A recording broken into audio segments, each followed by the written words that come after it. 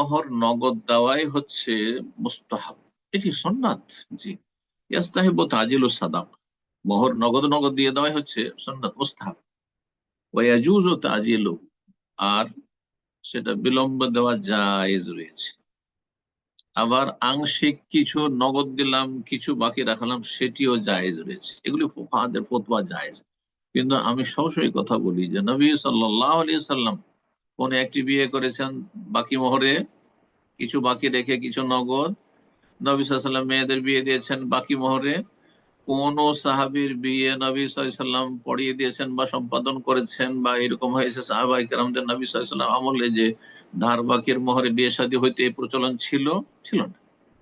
তাহলে এটি কেন উপেক্ষা করছেন? আলহামদুলিল্লাহ, এই জন্য আহলে হাদিস সালাফি ওলামারা এর উপরে জোর দিচ্ছেন যে মোহর নগদই হইতে হবে, নগদ মোহর করবে। সে পারছেন না তখন সেটি ভিন্ন বিষয়, যেমন ঋণ কর্জা নেওয়া যায় আর দেওয়া যায় তেমন সেটি বিষয়, আর সেটি সম্মতির ভিত্তিতে। জি।